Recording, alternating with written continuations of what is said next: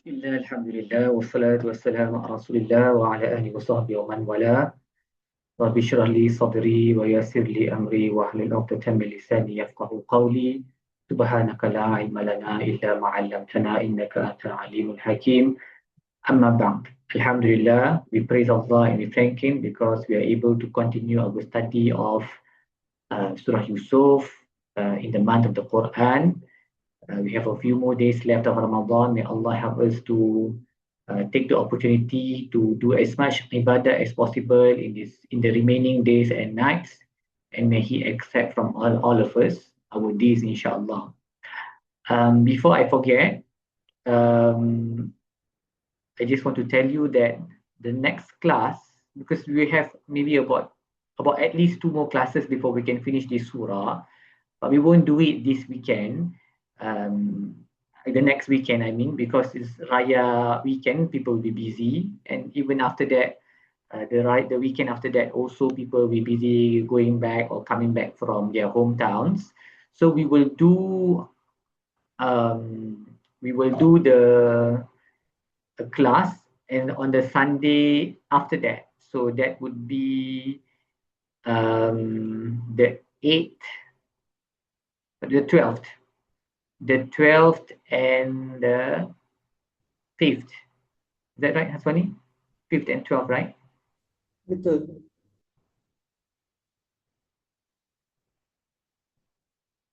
So we will do those classes then, and we will give you a reminder, inshallah, so that you have time to spend with your family and not be distracted with the class, inshallah. Okay, so today let us continue from where we stopped the last time. So in the last class, we stopped at the story, at the part where Yusuf alayhi salam was accused by the wife of the minister and the other wives of the other ministers, or the elite women. They too wanted a share of zina, and Yusuf made dua to go to jail, and Allah granted him that request, so he could protect himself from falling into ma'siyah. And the husbands of the wives who were trying to seduce Yusuf, they also couldn't do anything. Despite seeing the evidences of his innocence, they still decided to put him in jail because they could not control their own wives. Okay, so that was the end of that chapter. So now we enter a new part of the surah, which is his life in jail. So when he was in jail, he was there for maybe some time already now. There were two young people who were with him in jail. So وَدَخَلَ مَعْهُ سِجْنًا فَتَيَانِ, two people entered jail with him. قَالَ أَحَدُهُمَا, one of them said, إِنِّي أَرَانِي أَعْصِرُ خَمْرًا, I see myself pressing wine. Pressing wine meaning pressing grapes to produce wine. وقال الآخر إني أراني أحمل فوق رأسي خبزا تأكل الطير منه, and I see, the other one says, I see myself holding bread above my head and birds eating from it. So, and then they said, نبئنا بتأويله إننا نراك من المحسنين, please tell us the interpretation of these visions, because we see you as somebody who is muhsinin. So you will see in the surah many times this word occurs again and again. Minal muhsinin, minal muhsinin. Yusuf was amongst the muhsinin. Now the jailers are also the people in the prison. The prisoners are saying to him, we have come to you with these dreams, and we think you will be able to interpret these dreams because we see you as amongst the muhsinin. And we already mentioned in the previous class that muhsinin means good people, orang yang baik-baik, those who are in the service of Allah, in the service of the creation. Of course, ihsan, muhsinin is related to the word ihsan, has a technical meaning, which is to worship Allah as if you can see Him, and if you cannot see Him, then He always sees you.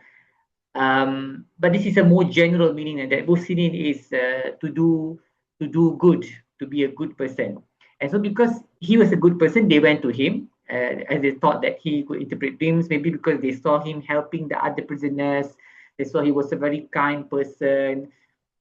They saw him praying a lot in prison. So it cannot be that the moment they entered prison, they straight away went to him. It must sometimes have passed, and they would have been watching him, And so that's why they say, Inna naraka minal muhsinin. We see that you are a person of good character, a good person. So we've come to you with these dreams for you to interpret. And perhaps they may have even seen him interpreting other people's dreams as well.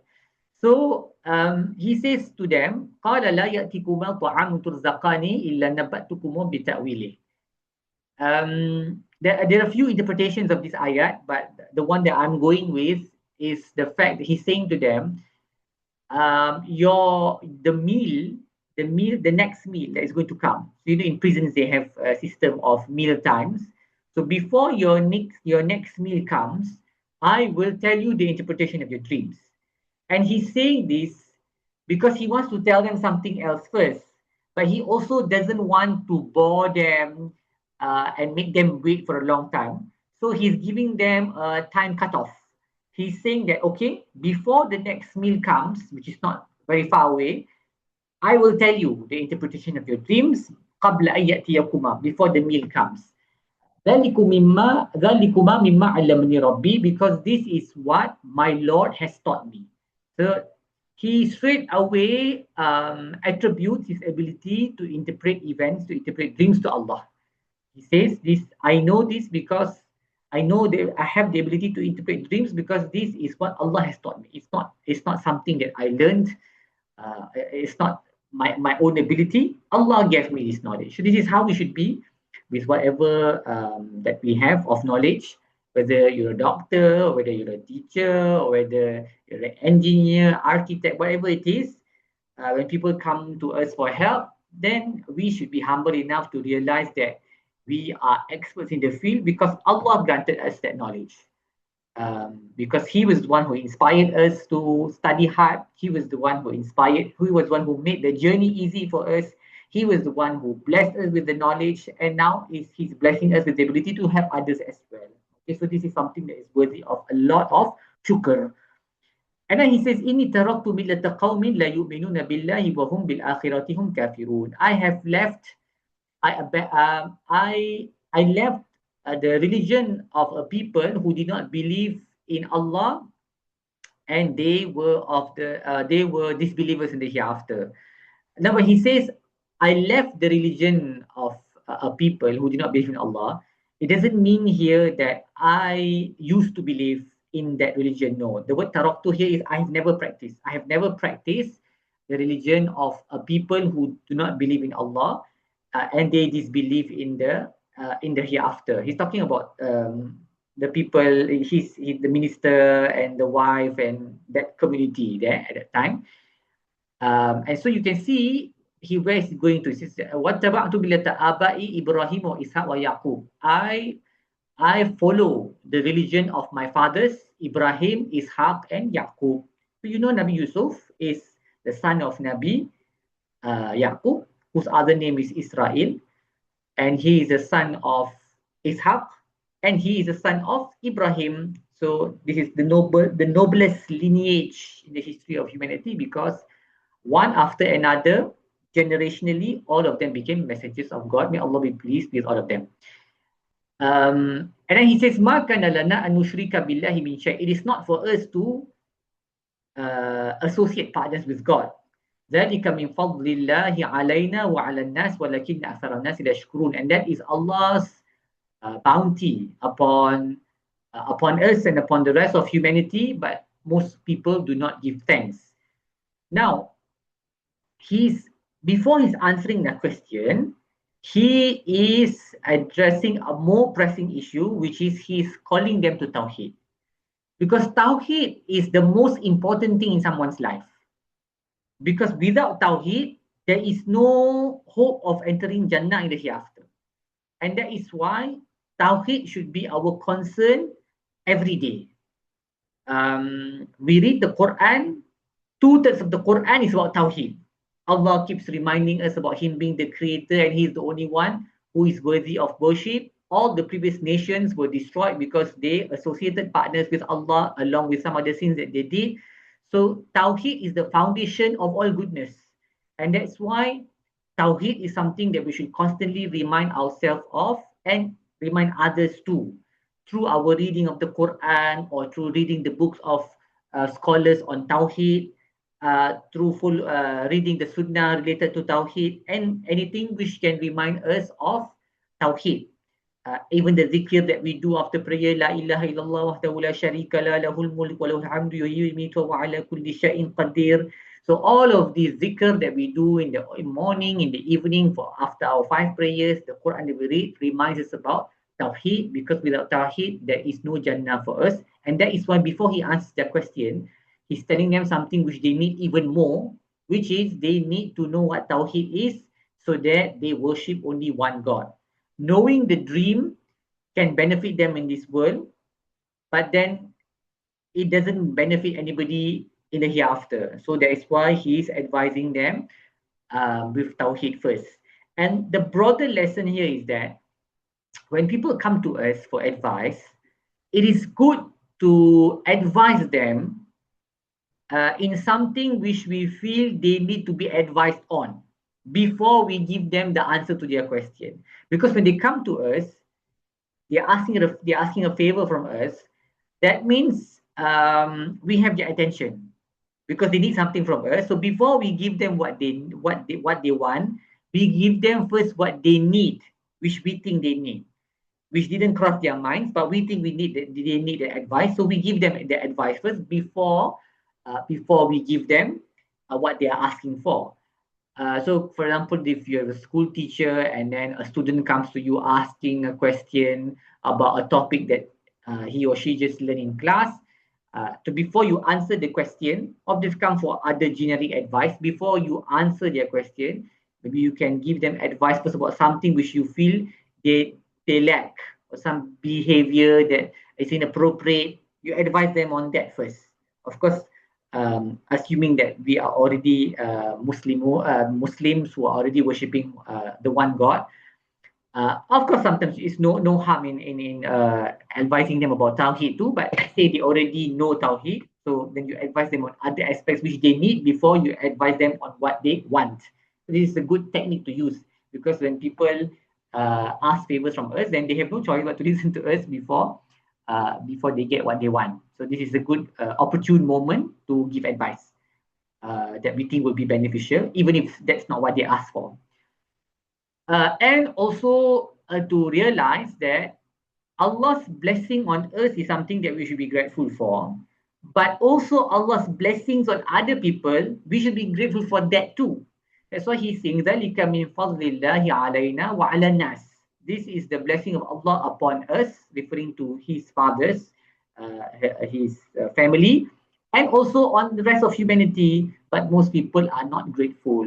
So we should be grateful that Allah guided us to Islam, guided our family to Islam, but also guided our community to Islam. This is something that is worthy of shukr as well. And then he says, Ya sahibai sijin, O companions of the prison. So this is another beautiful uslub of da'wah, where you call people in the most endearing way. So he doesn't call them criminals. He's calling them as if he's on the same level as them. So he says, Ya sahibai sijin, O companions of the prison. A'arbabu mutafarriqun khairun amillahu al-wahidul qahhar. He's giving them a very simple analogy to understand about Tawheed, which is having many masters better, or having one God who is most powerful and most mighty? Because they are probably servants and they've entered jail. They have worked for masters before. So it's something that they can relate to. As servants, they know that having many masters would be difficult for them, because Master A would ask him to do so and so. Master B would say do so and so. And if the two commands contradict one another, which master should they follow?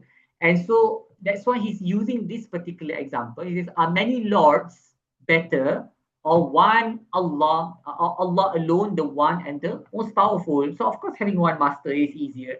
So when we give analogies, it's good to give analogies that is relevant to the people that are talking about. And this is of course a very important principle in teaching as well. We're always taught to make our subjects or the topics that we teach relevant to the students that we are teaching. Then they will remember it better. It will impact them even more. So he's using a very relevant example. And then he's elaborating further that whatever that you worship other than Allah are just names, asma. Sammaitumuha antum wa aba'ukum. You and your forefathers have invented these names that Allah has not revealed. So all these false gods whose names that you've given, we know some of them because we live in a multicultural society. The gods worshipped by the Hindus and the Buddhists and all the rest of them. These are all names which it's not clear who gave them these names, when these names came about. Are they really in their sacred scriptures or not? All of those things. Inil hukmu illa lillah.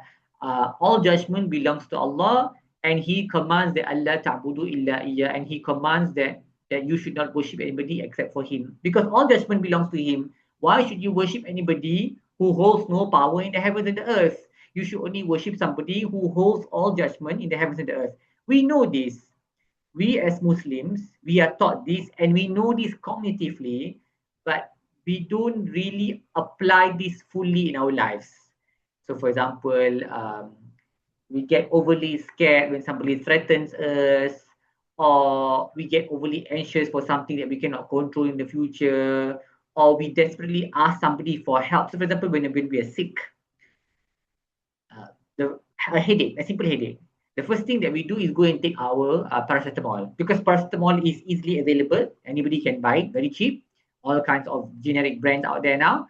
So we can just buy paracetamol and we take two pills, and then alhamdulillah, we are okay. Then we forget that in the process of all that, Allah was the one who gave us the cure. Allah was the one who made paracetamol available to us. And if Allah didn't do any of those things, we wouldn't be cured. But because it's so easy for us to take the paracetamol, we forget about Allah completely. Similarly, when we are having a graver illness which requires a visit to the doctor, and then we depend on the doctor tolonglah selamatkan saya ke, ataupun selamatkanlah anak saya. And then we forget that the one who does any of the saving is actually Allah Jalla wa'ala, and everything else are just the asbab, the means. So this is a reminder for us as well. Inil hukmu illa lillah. All judgment belongs to Allah alone, and that's why He commands to worship nobody but Him. Dhalika dinul qayyim. That is the straight and right path, right religion. Walakin aktsara an-nasi la ya'lamun. But most people do not know. Of course, Nabi Yusuf is talking about kufr. He's talking about people who actually worship other gods. But we have to think too that when we, or even though we don't worship other gods, but we have this little worship of little things around us that we do, and we don't bring God into our minds in our daily lives, can. So we depend on things other than God and stuff like that. That's kind of if it is done continuously, then it can lead to minor shirk. He says again, Ya sahiba yasijin, all companions of the prison. Now he's telling them the interpretation of the dream. So you can see his da'wah is very short. It's not even, because I'm elaborating, so it's slightly long. But if you imagine him saying those two sentences, it would have taken him less than 2 minutes. Very straightforward. Okay, and that's how da'wah should be. You should not bore people with long lectures, especially if you're just introducing the deen to them. Don't bore them with long kuliah. Half an hour or 1 hour long. Just short, brief messages for them to get the idea, something that impacts them, that's relevant to them. Then you go on and ask them, tell them what is it that they want if they came to you for a favor, so that they come again next time, so they know that, alamak, I cannot come to this person for favors because he's going to give me a long lecture 1 hour before he actually tells me what I need to hear. Okay, so we have to be clever as well when we do these things. So he says, Amma ahadukuma, as for one of you, fayasqi rabbah, khamra. You will feed your master wine. So again, the word I told you like last week, the word Rabb in the surah is used frequently to refer to master other than Allah. Okay, you will feed your master wine, or you will serve your master wine. Wa amal akharu, as for the other one, fayuslabu fatakulu tayru min ra'si, you will be crucified and the birds will eat from your head. It's very gruesome and terrible tragedy will befall this other person. So this is the matter that you have asked me about. This is the interpretation. But there's something very interesting here. Two of them asked him for the interpretation of their dreams. He knows which one dreamt about the pressing of the grapes and which one dreamt about having bread on the head and the birds eating from it. So it could be, for example, person A and person B.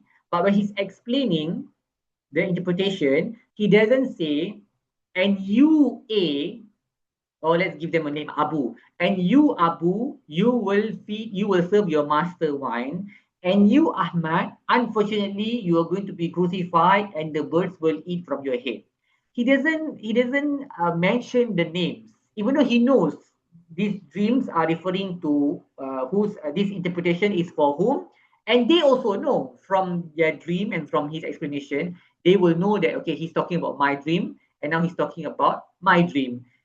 But because one of them has such a terrible outcome, he doesn't say, and you, Ahmad, I'm so sorry, but you'll be crucified. He just says it in general terms. So he says, one of you, you will serve your master, and the other one, you will be crucified, and the birds will eat from your head, because he doesn't want to hurt anybody's feelings, even though it's very obvious that the person who's going to be crucified knows that he is the one who dreamt about the bread on the head. But it just shows you the gentleness of the prophets and their choice of words, how they choose to speak to make sure that they don't offend anybody unnecessarily. And then he says to the one that was going to live and escape and be released and serve the master, he says to him, قال للذين ظن أنه ناجي منهما اذكرني عند ربك, mention my case to your master. And the master here is the king of the land. Okay, so he says, mention my case to your master. So this person was released. This person who was going to serve the master wine, he was released. But then he forgot to mention the Nabi Yusuf's case to the master. So perhaps Nabi Yusuf told him the story, I have been wrongfully imprisoned, even though he made the dua for it. Okay, but the circumstances in which he was imprisoned was not correct. Injustice had occurred. So he said, he probably explained what happened to this person, and he said, when you go out, mention me to your master so I can come out. But this person, when he came out of jail, he forgot about Nabi Yusuf. And who made him forget? None other than Shaitan. فَأَنْسَهُ الشَّيْطَانُ ذِكْرَ رَبِّهِ. Shaitan made him forget to mention it to his master. So فَلَبِثَ فِي السِّجْنِ بِضْعَ سِنِينَ. So this person stayed in jail. Nabi Yusuf stayed in jail for a number of years. Now, in the Quran, there are 3 places where forgetfulness is attributed to Shaitan. Here is one. The other one is in Surah Al-Kahf. You all read Surah Al-Kahf on Friday when Nabi Musa alayhi salam was on a journey to meet Khidir. He took his servant along, Yusha, and they were supposed to stop. They were supposed to look for Khidir at the place where the fish miraculously jumped into the sea. Correct? But Yusha will forget to tell Nabi Musa because he was probably asleep at that time. And the person who forgot to tell the thing that caused Yusha to forget to tell Nabi Musa was Shaitan as well. In that story, you can look it up later on. And you see, Shaitan, he cannot afford to make people remember the important things and the good things in life. So in the case of Nabi Musa, he caused the boy servant to forget to tell him about the fish jumping into the ocean so that Musa will miss his meeting with Khidir. Because Musa meeting Khidir is going to result in something good, which is Musa is going to learn about the divine decree and how Allah works in ways that we don't understand. In this case, the stakes are even higher. Shaitan cannot afford for Yusuf to come out because Yusuf, if he comes out from jail, he's going to cause a lot of good things in the land. He's going to do da'wah, he's going to protect the people from droughts, he's going to save lives. So no, Shaitan is not having any of this. So Shaitan make him forget. Okay, but Shaitan will make you remember all the maksiat that you're supposed to do. Will make you forget where you left your keys the moment you carry the takbir in prayer. Will make you remember that you haven't watched the drama that you finished yesterday, that you didn't watch 1 week ago. All of the lagha and maksiat things, Shaitan will make you remember. He will help you to remember. But for all the evil, all the good things of this world, Shaitan's job is to make you forget because he doesn't want any progress, any goodness in this ummah. And so that's why if we forget something good, we should quickly seek refuge in Allah by saying, A'udhu billahi minash shaitanir rajim. Okay? And also, don't be angry. if somebody is supposed to remind you of something good, or if you forgot, don't be too hard on yourself, because you know that shaitan is behind it. Okay, and the Quran frequently reminds us of this reality, because if you study human psychology, there's no shaitan. There's no shaitan in the Western paradigm of human psychology. It's either you forget or you remember based on the processes in the brain, and this is all true. But shaitan's influence is quite strong. Okay, and we should فَاتَّخِذُوهُ عَدُوًّا. We should take him as the enemy that Allah asks us to do, to take him as an enemy, and don't downplay his influence on us. So we frequently seek refuge in Allah to protect us from shaitan and his whispers, to make us forget, to make us do evil things. Okay. So Nabi Yusuf stayed in jail for a number of years, maybe between 3 to 9 years. We don't know for sure how long. Okay. وقال الملك. So now the king of the land has a dream. He dreams that inni ara sab'a baqaratin simanin. He says, I have dreamt that 7 fat cows, yakuluhunna sab'un ijaf, are being eaten by 17 cows. So in the dream of the king, the cows have become carnivorous. So there are 17 cows eating 7 fat cows. وَسَبْعَ سُنْبُلَةٍ خُضْرٍ وَأُخْرَى يَابِسَاتٍ. And there are 7 grains which are fresh and green, and 7 which are dry. And so the king says to the people in his court, the ministers in his court, Ya ayyuhal mala, O ministers, aftuni fi ru'ya ya in kuntum li ru'ya ta'burun. Give me a fatwa with regard to what I have seen, if you are people who have knowledge about ru'ya, of visions. Okay. Now, there are a few things that we want to talk about here. Number one is this Nabi Yusuf is in Egypt. We already established this last week, right? Nabi Yusuf is in Egypt. The king of Egypt in other parts of the Quran is always referred to as Pharaoh, Fir'aun, especially in the story of Nabi Musa. Okay. Now, why is it that in this story specifically, Allah is calling the king Malik? Because Fir'aun is not his name. Fir'aun is the title of the king ruling Egypt from the dynasty of from the lineage of the Coptics. The Coptics used to call their king Fir'aun, but here the word used is Malik. So the earliest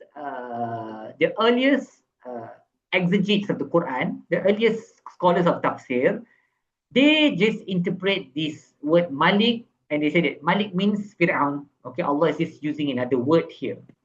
But later scholars have said that no, it's probably they're probably not the same. Something is happening here, because if it was Fir'aun, Allah would have called Fir'aun, and there wouldn't be any danger of confusion, because we know Yusuf lived hundreds of years before Musa. So it wouldn't have been the same Fir'aun. So there's no danger if it was really Fir'aun to use the word Fir'aun here. But Allah didn't use the word Fir'aun, Allah used the word Malik. So why is it that Allah has used the word Malik here? Okay. In the Bible, the king who ruled at the time of Yusuf was Pharaoh. But Allah is not using the word Fir'aun here. Allah is using the word Malik. And so our later scholars have come along and looked at history, the history of Egypt, Lower Egypt, Upper Egypt, and whatnot. And so they have come to the conclusion that the king ruling Egypt at this time was not Fir'aun. The king ruling Egypt at this time was from an invading force known as the Hyksos. So they were a different tribe. They were not Coptics. They invaded a part of Egypt, and their kings were not known as Fir'aun. They were called Malik. Okay. And why is this important? This is actually important for people who study the Quran and the historical reports of the Quran academically, because it proves the accuracy of the Quran, that Allah is using words to specify the reality at that time. This is not copy pasting from the Bible, as Christians always accuse us of.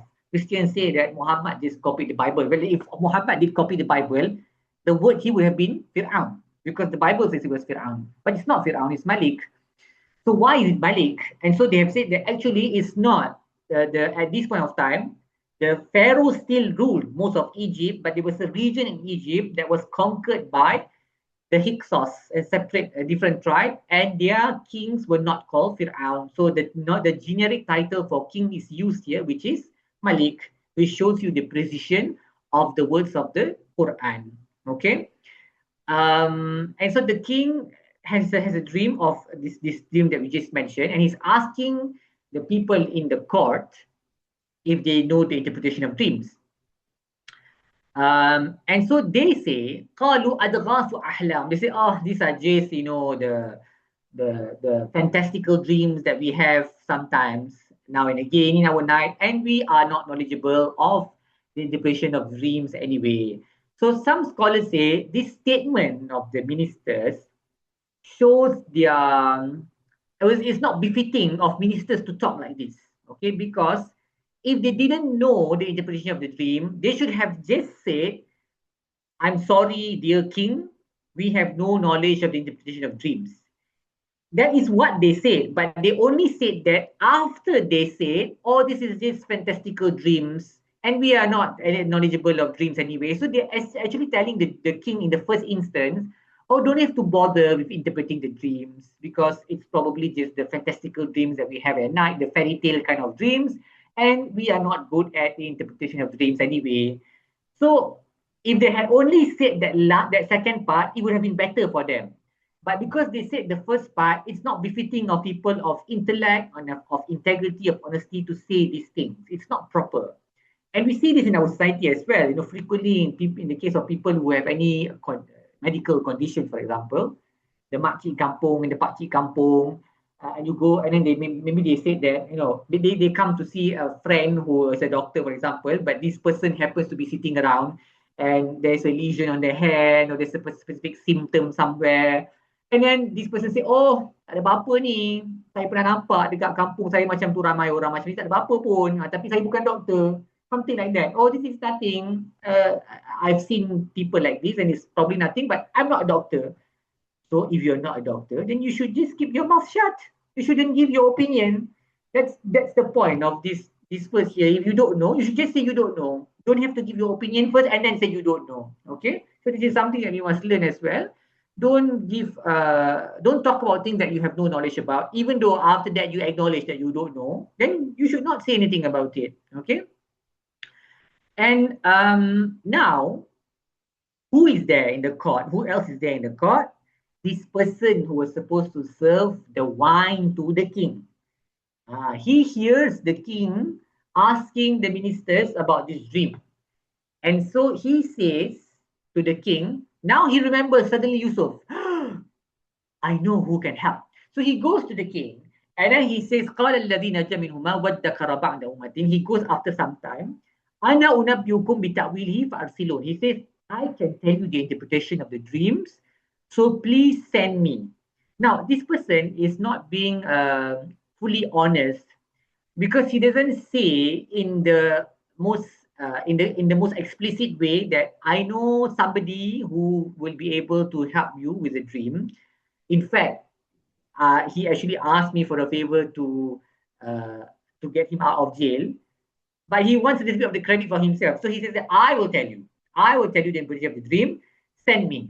Give me this job. I will go and find out and I'll come back with you. He doesn't mention Yusuf's name also. Okay, which shows you that people sometimes they have their own ulterior motives and motivations. Okay. And so this person goes to Yusuf and he says, Yusuf, are you Siddiq? He says, oh, Yusuf the truthful. Okay. Aftina fi sab'i bagharatin simanin. Give me the interpretation of, he mentions the dream again, 17 cows, eating 7 fat cows, carnivorous cows, and then 7 green ears and 7 dry ears of the grain, so that la'alli arji'u ila an-nas la'allahum ya'lamun, so that I can go back and tell the people so that they may know. Now, by right from the start, when he remembered, of course, Shaitan made him forget, but now that he remembered, he should have said to the king, there is a person in jail who can interpret dreams very well, and he's a good person, and he has been falsely imprisoned. Why don't you call him out of jail, and then he can interpret your dream. That is what he should have done.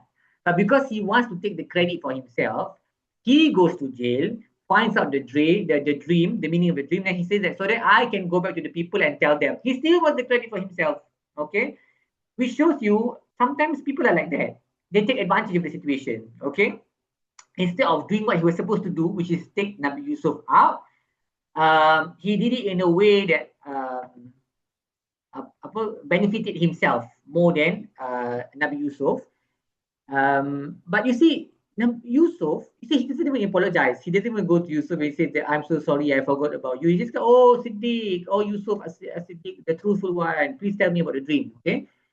Yusuf, okay, if I was Yusuf, for example, I would be actually quite offended. And I'll be like, oh, now you remember me after all of these years. Huh? But Yusuf alayhi salam, being a prophet of Allah, being the muhsinun, from amongst the muhsinin that he was, he says he gives the fatwa. He doesn't take issue with the fact that this person forgot about him. He doesn't even ask who is the one who got this dream. He just gives a fatwa because he knows when he heard the dream, he knows that this dream is very significant. The people need to know about this. Okay, and so he says, "Qala tazra'u sab'a sinin da'ban." You will plant and harvest for 7 years, but you should leave some of the harvest, except for what you eat. You should leave some. You should keep and skip some of it because because after that will come 7 severe years, drought. Okay. يَقُلْنَ مَا قَدَّمْتُمْ لَهُنَّ إِلَّا قَلِيلًا مِمَّا تُحْسِنُونَ. It will consume everything that you have planted the previous 7 years, except the little that you store. Okay, so you must store food, otherwise you won't be able to survive the 7 difficult years. And then he says, ثُمَّ يَأْتِي مِنْ بَعْدِ ذَلِكَ عَامٌ فِيهِ يُغَاثُ النَّاسُ وَفِيهِ يَعْصِرُونَ. And after that, you will have plenty of rain, and the people will press what? Press grapes lah, to drink wine, which means the year after that, so 7 plus 7, 14, and the 15th year, there will be plenty of rain for people, for grapes to grow. That means a very plentiful season of rain, because grapes need plenty of rain, and people will be able to rejoice after 7 years of drought. This part was not in the dream. This was additional information that he provided. Okay.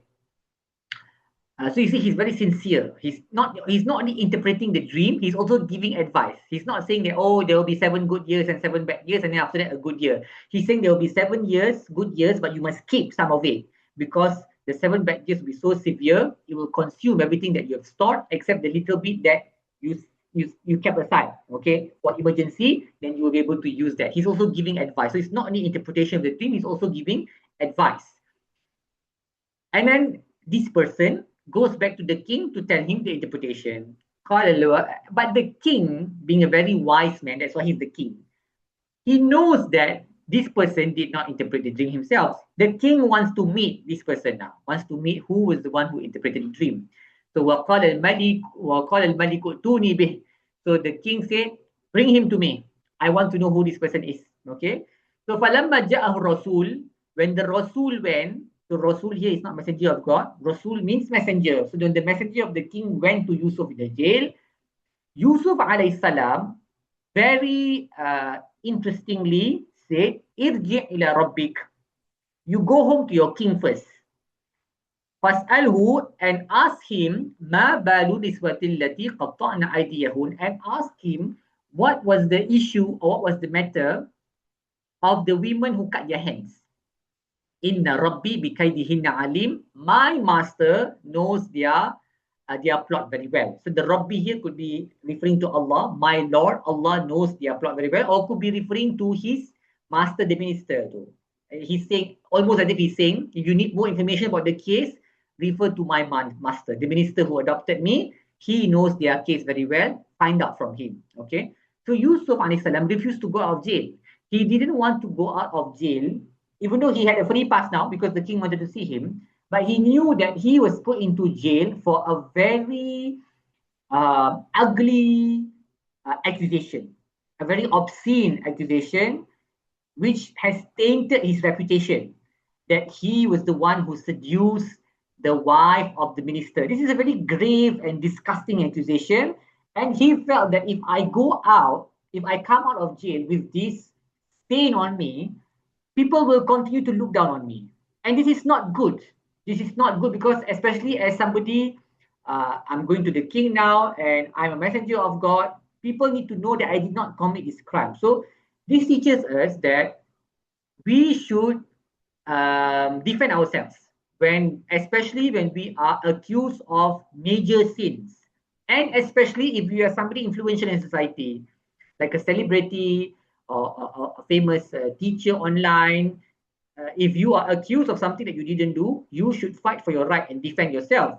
Because if you keep quiet, then people will say that maybe he really did it. You invite speculation, okay, and then those on the weaker side of iman who don't know you very well will say that, oh, maybe he really did it. So it's okay for us to do it as well because he's such a famous teacher, Quran teacher online, that he can do it. So I think we can get away with it as well.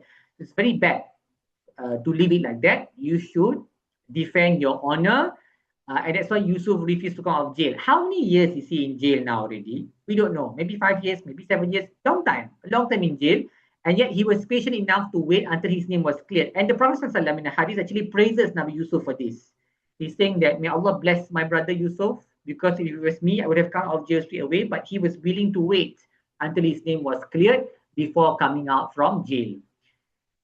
And an important thing to mention here is, you see, Allah subhanahu wa ta'ala, when he wants something to happen, he will create the means for the thing to happen. Yusuf alayhi salam was in jail.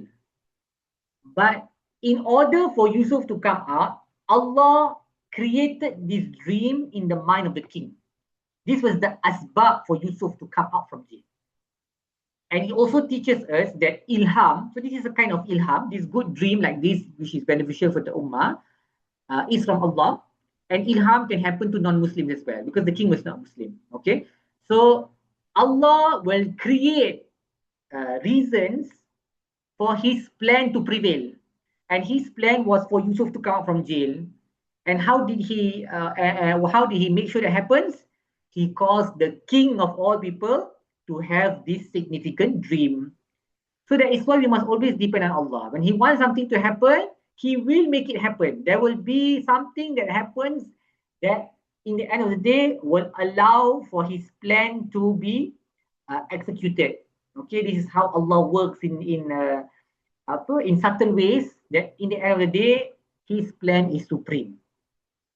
And so the king calls the women and ask them to testify. And so they testify and they say that, actually in the end of the day, Yusuf was a good person. We were the ones who tried to seduce him. And the truth is now clear. And I'm saying this so that my husband, so that this is so that he knows that I did not betray him while he was not here. Now, there are a lot of discussions in the book of Tafsir about who is actually saying this sentence. Is it the wife of the minister, or is it Yusuf alayhi salam? Because it could be both, but it's more likely that these words are being spoken by the wife of the minister, because it follows the sequence of events more closely. And she's saying that so that I'm testifying now so that he knows that I did not betray him. Who is this he? Who knows that I did not betray him? Who is this?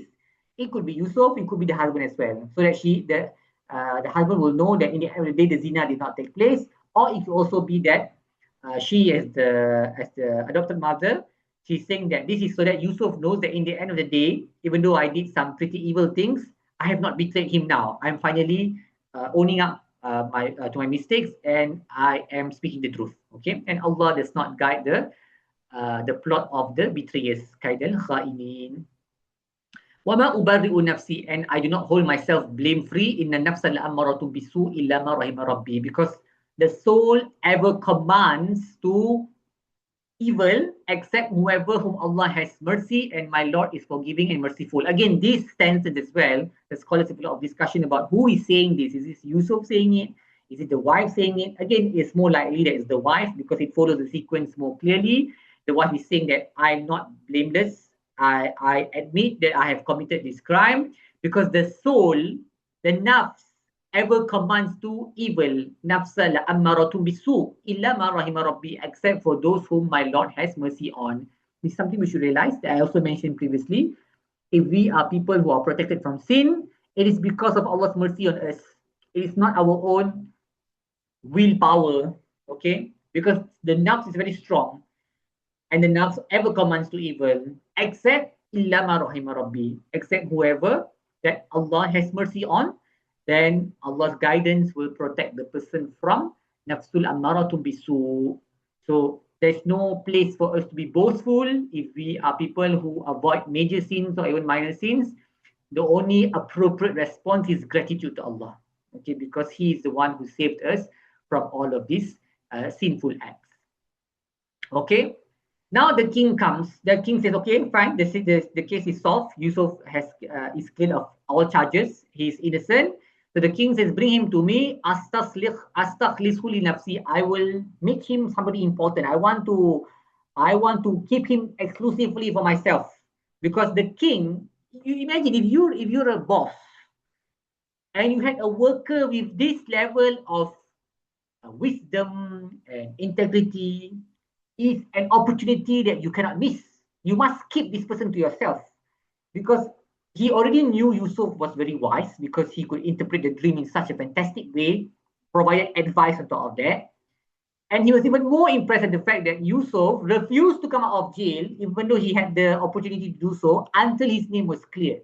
So this was a person of the highest caliber, and that's why the king wanted very much to make him a person who was close to the king. Okay, then Yusuf comes out of jail, and then Allah says, "Falamma kallamahu," when the king spoke to Yusuf. Now it's the first time the king is meeting him.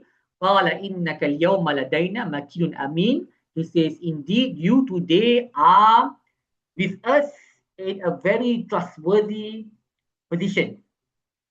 The king was even more impressed after meeting and speaking with him. And so it shows us that sometimes we want to know people, we should speak to them. So the king, after the king spoke to him, the king was even more sure of the excellent character of Yusuf, and says that you are close to us today in a trusted position. This is where you will be. Okay. So if you want to know people, it's good to speak to them. And then Yusuf salam, he's not interested in power. The prophets of God are not interested in anything of this world. They don't need wealth. They don't need power. They only want to make sure that they can be in the service of people as much as possible, to provide and to bring forth maslahah, all good things. And so, although the king was basically offering him the position of Grand Vizier is like the closest advisor. If you read the ayat, although those words are not used exactly, but Makinun Amin is like basically you are like my most trusted advisor now, Grand Vizier, which is basically only second to the king. In fact, in many cases of the world, you know that the Grand Vizier is the one who calls the shots, because the Grand Vizier advises the king. But Yusuf is not interested in his position. He needs something more important to do. He wants to take care of the storehouses of the land, because he knows of the severity of the drought that will come in 7 years' time, since he was the one who interpreted the dream. And so he says, Ij'alni ala khaza'inil ard. Put me in charge of the granaries, the place where they store grain. I need to be in charge of this, because inni hafizun alim, because I am hafiz. Hafiz means can take care. I know how to take care of stuff. And alim, I am knowledgeable in this matter. So the scholars say it is disliked for people to promote themselves for power. They should not go around saying that, you should hire me because I'm clever and I can type very fast, or whatever you want to say. This is disliked. Or a politician. You see, politicians always boast. We have this thing even in schools and universities. We encourage manifestos and say, "Oh, you should elect me because I'm like this, I'm like that." Okay, it is disliked for people to look to want power in the first place. So this is disliked by the Sharia. And it's also disliked for you to promote yourself, except in situations where you feel that you are the best candidate for the position and you can do a good job for the sake of Allah. In that situation, it's allowed for you to vie for the position and to promote yourself so you get the position. Okay, like when you go for an interview, you should basically speak about your good qualities if the interviewer asks you, so that they know what you are capable of.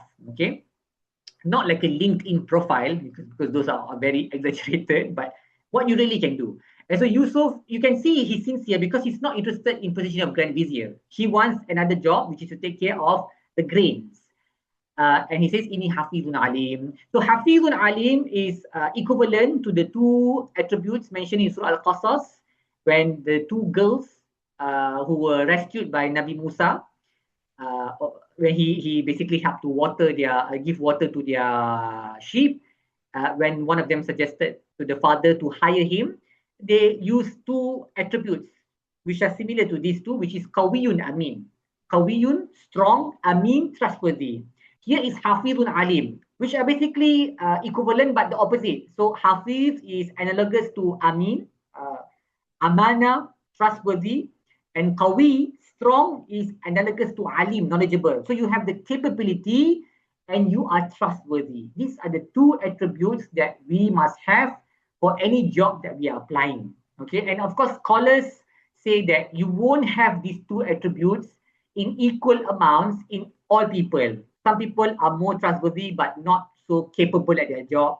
Some people are very capable of their job, but maybe you cannot trust them with a lot of money, for example. Of course, there's a baseline of trustworthiness that everybody needs to have, but it doesn't have to be very trustworthy. So, for example, if you want to hire somebody for the position of army general, then trustworthiness is important, no doubt, okay, but capability to fight in war is very important.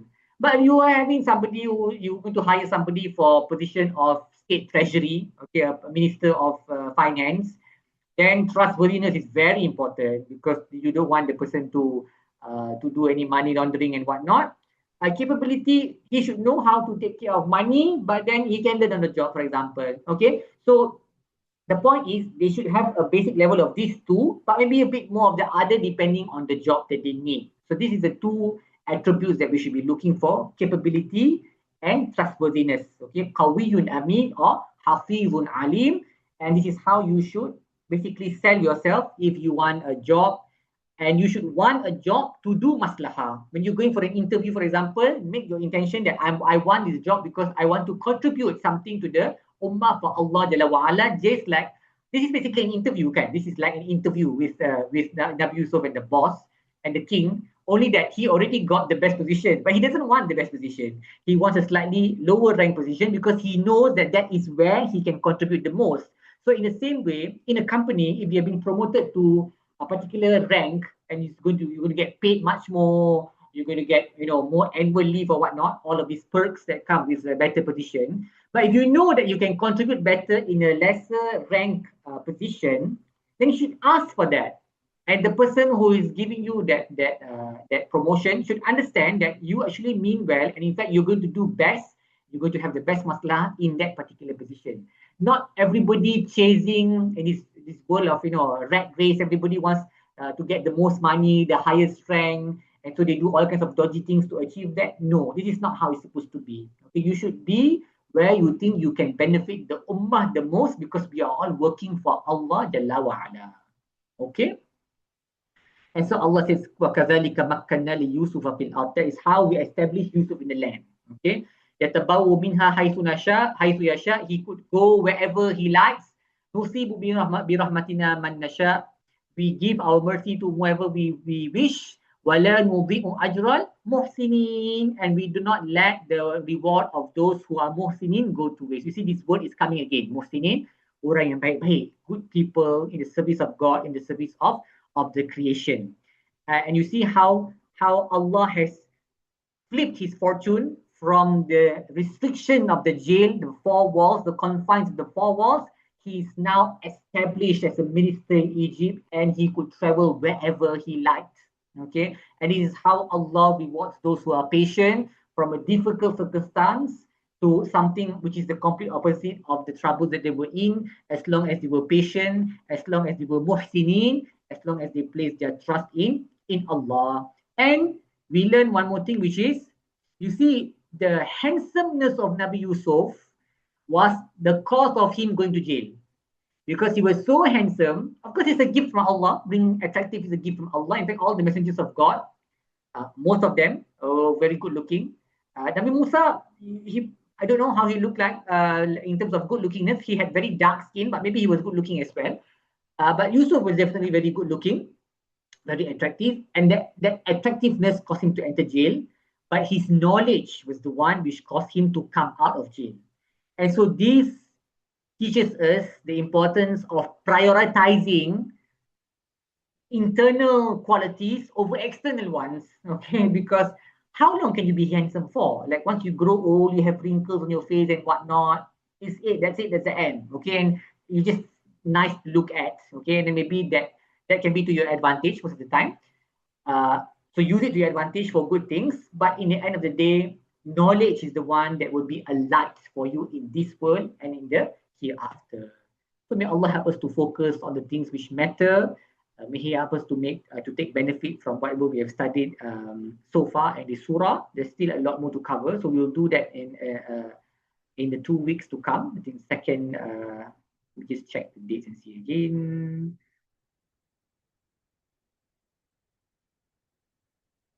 That was 5th and 12th of April. Okay, so the 5th and 12th of April, inshallah, we will continue our class. Sunday also, same time, inshallah, for the rest of the surah. If we need more classes after that, usually I think it's about 5 or 6 classes, see what we can do. And then I will let you know at that time, but save your dates, 5th and 12th of April, we will continue. Thank you for being with us so far. We ask Allah to help us to take benefit from the rest of Ramadan, to accept our efforts, to keep us upon the right path, to help us be people of the Quran who read it constantly, do tadabbur and apply in our daily lives. And may He prolong our lives so that we can continue to learn it and do a lot of good deeds. And may He forgive all of our sins in the last remaining days. Somebody has raised the hand. Yes, Munira. Yes, Assalamualaikum. Just a few observations. I'm intrigued with the story of how the king the king's dream, and how the ministers answered the king, like they said, okay, you are probably confused with the dream, and I don't know, this is just my observation, and I'm not a politician. I don't know whether this is correct or not, but to say that your king is confused is like saying that it's like you are asking for a death sentence. Some king are so powerful. I mean, if this is Fir'aun and somebody said you're confused, and definitely that person will be killed. But these ministers are so brave enough to say that you are confused.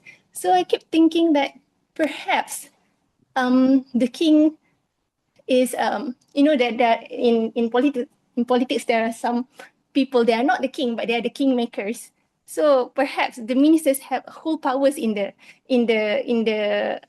country at that time, and the king, even though he has good ideas or good views on how to govern his country, but his power is limited by the ministers. So perhaps we know that in the beginning how the brothers gaslight their father, and this is like how the minister is undermining the king's power. And when Yusuf straight away give the interpretation, which is, I think perhaps the king also, he has some ideas. Perhaps he has some views of how things will turn out. And when Prophet Yusuf is able to, perhaps his view, his solution is aligned with the king's view. So the kings value this really like this idea, and the fact that if Yusuf, knowing that this king is like the king holds no power, he can take advantage, like you said earlier, he can take advantage and said, okay, release me first and I'll give you the solution. But he didn't. And after that, when the king offers him the position of Grand Vizier, like you said, but he refused. And I think the after that the verse apa kazalika apa makanna Yusuf, right? But I keep thinking that to become a Grand Vizier, then if Yusuf become Grand Vizier, he will solidify his position in the court. Perhaps he could be the future kingmaker, but he didn't choose that position. He chose, okay, I'll just I'll distribute these provisions, kan. And then I perhaps this is in response to that Allah said, "Walakat apa makanna li Yusuf fil ard." Perhaps because you don't think of solidifying your position, but Allah will solidify it for you. And another thing, when Yusuf asked before, when the king asked Yusuf to bring him to me, he said, okay, I asked about the what happened to the ladies that cut their hands, right? I don't know, but seems like politically, for the king, this could be a brilliant move because those ministers, when the wives are cornered, then he puts this is like an advantage to the king, because the ministers were undermining his position, but now the king has upper hand because okay, you can't even control your wives. What right do you have to to say that I don't have need? And in fact, whatever dreams that I told you, whatever views that I told you is correct. So what do you think? Oh, no.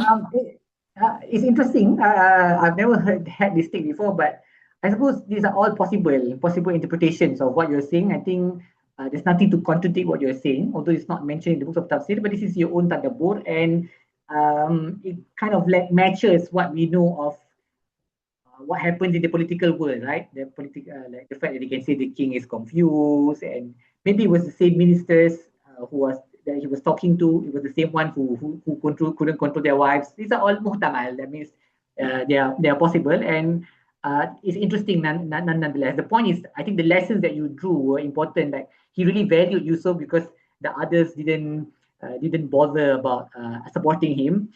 And the fact that in the end of the day, he didn't think of didn't think of solidifying his position, because it is Allah who solidifies your position wherever you are.